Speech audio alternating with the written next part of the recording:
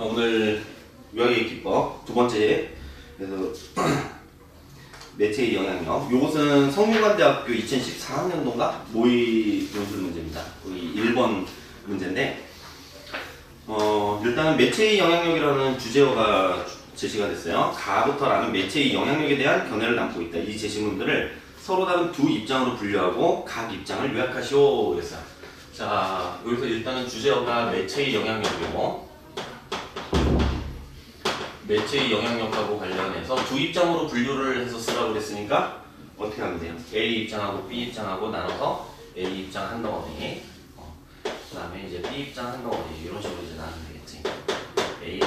이제 매체의 영향력이 어떻다 이렇게 되겠어요? 그리고 요거 쓰기 전에 이 성균관대학교 문제야. 이거 하는 김에 알아두면 좋아. 여기에다가 분류되는 것을 딱 보여줘야 돼요. 일단 봅시다. 제시문 가. 인간이 언어를 습득하는데 본인이 속해 있는 환경이 매우 중요한 조건으로 작용한다. 프랑스 숲에서 발견된 늑대 소년이 문명사회의 언어 표현이나 관습에 쉽게 적응하지 못하고 사람들이 이해하기 어려운 소리나 몸짓으로 나름대로의 의미를 전달하고자 했던 것처럼 소셜 미디어를 한 번도 접해보지 못한 사람들은 소위 소셜 미디어적인 표현 방식에 익숙하지 않을 것이며 그러한 표현에도 서툰 모습을 보이게 될 것이다. 지금 이제 제시문 가에서는 소셜미디어라고 하는 매체를 얘기하고 있죠. 이걸 접하지 않은 애들은 않으면은 이제 소셜미디어적인 언어 표현에 익숙하지가 못하게 될 거고, 반대로 이걸 어렸을 때부터 접하면은 익숙해지겠지? 봅시다. 웹을 매개로 이루어지는 소셜미디어 공간에서는 얼굴을 보고 수행했던 전통적인 면대면 의사소통에서는 다르게 기계적 메커니즘에 어울리는 언어적 표현이 발생한다. 이거에 적합한 뭐가 나타나? 기계적인 언어 표현이 나타나요.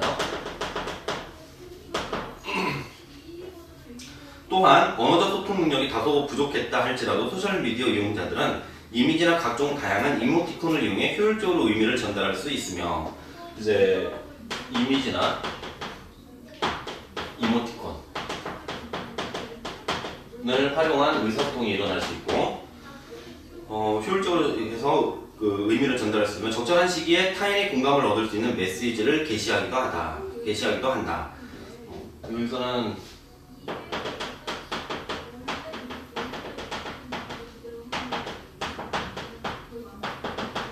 이제 메시지 게시 이렇게. 자, 한편 언어 심리학자들은 인지론적 관점에서 대체로 나이가 어릴수록 새로운 언어 문화에 더 잘 적응한다고 주장한다.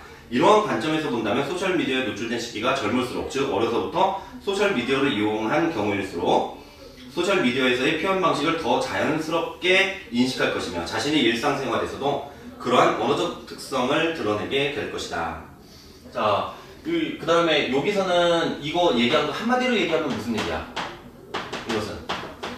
이런 게 구체적인 거지. 물론 더 구체적으로 예를 들어서 뭐 이모티콘 뭐가 있냐? 뭐 선생님 잘 쓰는 거 이런 거, 그지? 이런 거 이모티콘이지. 이렇게 하면 아주 구체적인 게 되는 거지. 이거보다 좀 추상화된 건 이거야. 요 세 개를 다 합쳐 그냥 한마디로 얘기하면 뭐야? 소셜 미디어에 적합한 언어 표현, 의사소통.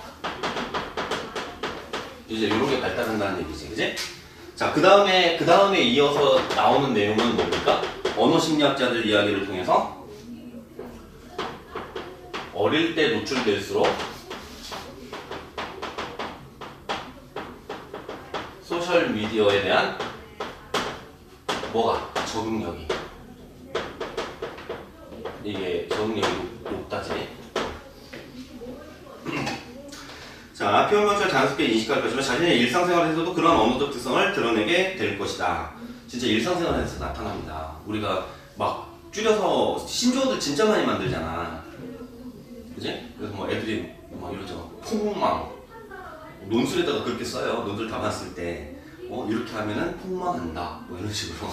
그럼 쓰면 당연히 안 돼요. 문어체로 쓴단 말이야. 자.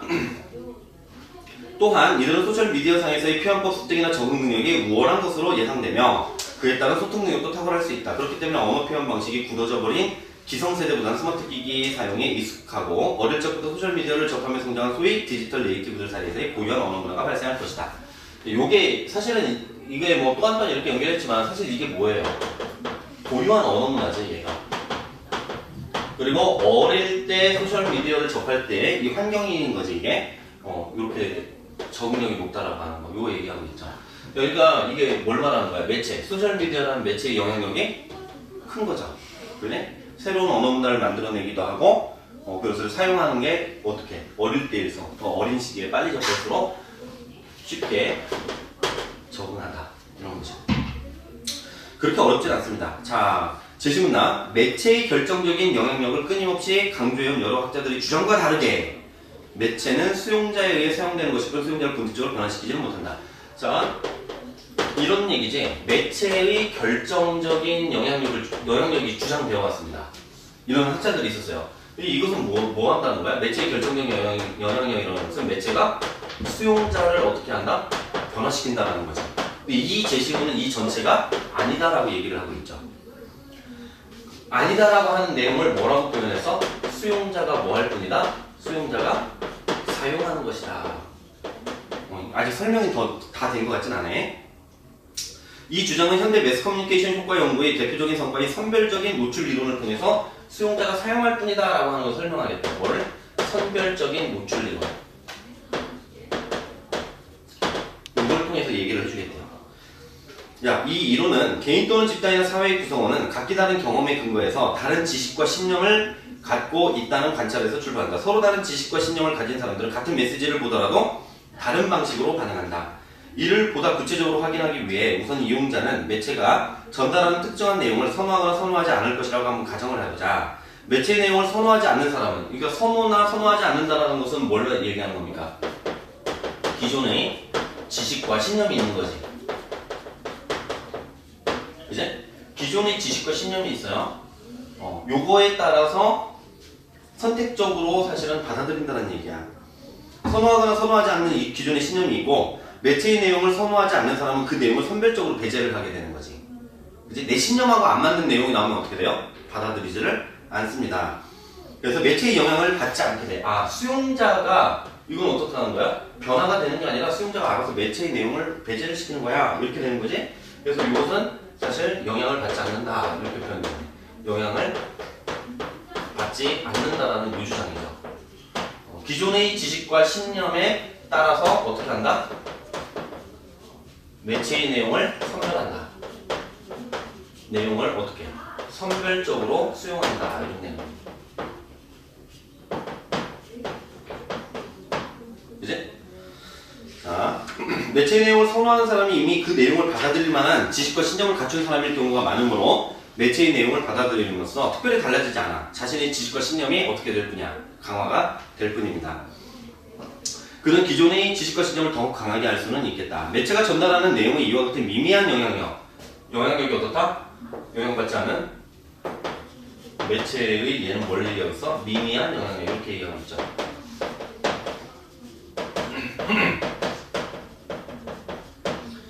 자, 매체가 전달하는 내용의 이와 같은 미미한 영향력은 매체의 영향력 자체를 결정짓게 된다. 매체는 항상 특정한 내용을 담은 컨텐츠를 전달하는 도구이기 때문에 컨텐츠의 미미한 영향력은 결국 매체 자체의 도구적 영향력, 수용자가 사용하는 도구로서의 영향력밖에 없다. 다른 말로 뭐라고 그랬어요? 도구적인 영향력을 행사한다. 그렇게 됐죠. 일단은 이 두 제시문만 보더라도 일단 두 개 대비되지. 하나는 뭐라고 그랬어? 처음에 시작할 때. 시작할 때 여기서 안 나와도 여기서 나왔죠. 매체의 결정적인 영향력. 그지? 그러니까 아마 두 입장은 이렇게 나뉘는 거죠. 얘는 결정적인 영향력을 행사하고 얘는 도구적인 영향력을 행사하고 이렇게 되는 거지. 제시문 다. 대표적인 매체 이론가인 맥루어는 매체가 메시지다. 매체가 전달하는 내용이 메시지가 아니고 매체 자체가 메시지라고 얘기를 하네. 이는 매체가 전달하는 내용보다는 매체의 독특한 특성 자체가 사회에 큰 영향을 미친다는 것이다. 자, 지금 이 맥루어 얘기 나오면서 바로 뭐가 나왔습니까? 독특한 특성들은 사회에 더 큰 영향을 미친다. 그럼 뭐라고 하면 되겠어?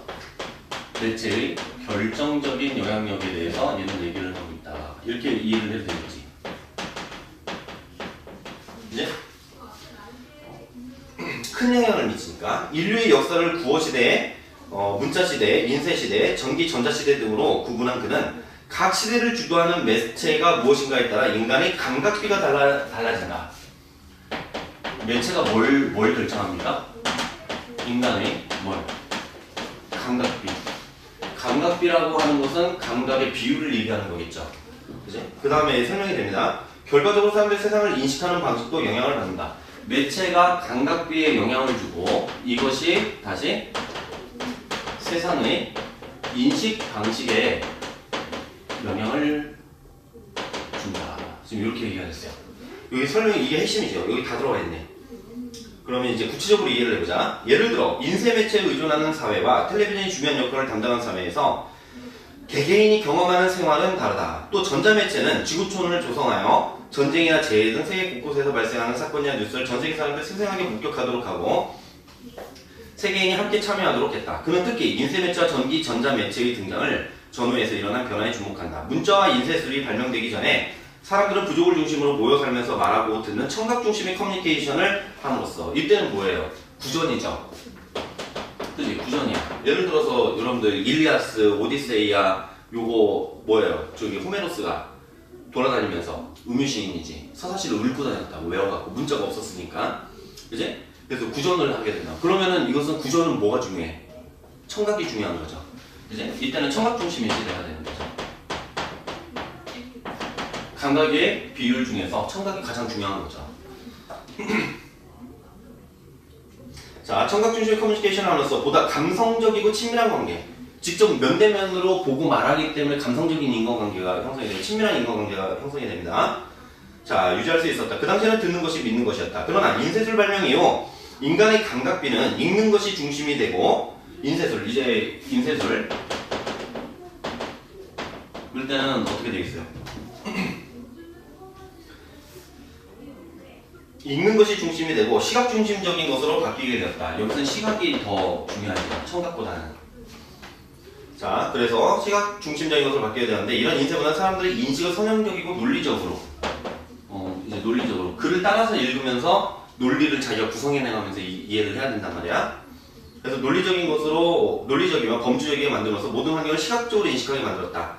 결국 맥루언에 따르면 매체의 형식과 구조는 인간이 세상을 인식하고 이해하는데 결정적인 영향을 미치면 인간은 여기서도 뭐냐 결정적인 영향을 미치며 이런 표현이 또 나오죠. 자, 인간은 그런 매체의 영향력에서 벗어날 수 없다. 요즘 같은 시대는 어떻습니까? 이제 시청각이 다 작동하죠. 이제 특히 동영상. 사실은 청각보다도 시각이 훨씬 더 중심이 되고 있지. 이런 지금 전자정보 시대 이런 때는 우리에게 또 이제 사실 시각이 더 많은 비율을 차지한단 말이야. 사진이라든지 아니면은 무슨 짤로 이렇게 올리는 거 짤방 올리는 것들도 그렇고 동영상이 올라가기도 하고 이런 데서는 또 훨씬 더 감성적으로 바뀌죠. 문자의 시각적인 것하고 우리가 영상 매체의 시각적인 것하고는 좀 다르지.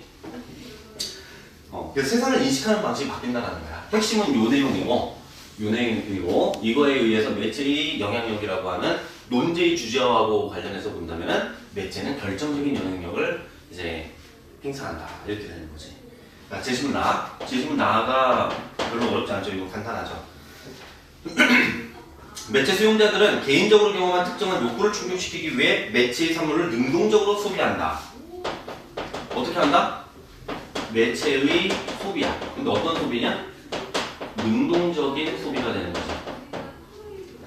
능동적인 소비. 욕구를 충족시키기 위해서. 뭐겠어요? 욕구를 충족하는 매체는 뭐다? 거기까지만 읽어도 요거다. 이렇게 생각이 되죠? 자, 매체가 수용자에게 무엇을 하느냐? 이건 뭐야? 매체가 매체의 수용자에게 영향을 끼치는 걸 말하는 거죠. 변화를 시키는 거. 그게 아니라 수용자들이 매체로 무엇을 하느냐? 수용자들의 능동성과 주체성이 강조됩니다. 매체 수용자는 항상 능동적이고 목적지향적인 존재이다. 그들은 자신의 욕구를 충족시키기 위한 방법으로 여러 가지 이용 가능한 수단들 가운데 적절한 매체를 선택해서 이용하게 된다. 이용자들은 기분 전환, 인간관계의 형성, 개인적 정체성 확인, 환경 감시 등과 같은 개별적으로 다양한 심리적 사회적 욕구를 느끼며 이런 욕구가 매체에 접촉함으로써 충족될 수 있다는 기대를 갖게 된다. 그치? 예를 들어서 어떤 사람들은 게임을 하고 어떤 사람들은 채팅을 하고 어떤 사람들은 도깨비를 보고, 그지? 어떤 사람들은 웹툰을 보게 되고, 자신의 욕구가 사람들마다 다 다르고 그것을 충족시키기 위해서 우리는 텔레비전을 보거나 극장을 가거나 신문을 보거나 아니면은 인터넷에서 서핑을 하거나 뭐 등등. 자, 그래서 사람들은 매체를 이용하게 되고 의도하거나 의도하지 않았던 결과를 통해 욕구를 충족시키는 것이다. 어린이들이 텔레비전, 만화를 보고 즐거움을 얻는다든지, 불안과 초조를 느끼는 사람이 현실 도피를 위해 오락 영화에 탐닉한다든지, 특정한 정보를 얻기 위해 광고를 눈여겨 읽는다든지 하는 것은 모두 수용자가 자신의 욕구를 충족시키기 위해 능동적으로 매체라는 도구를 여기서도 매체를 뭘로 간주해요?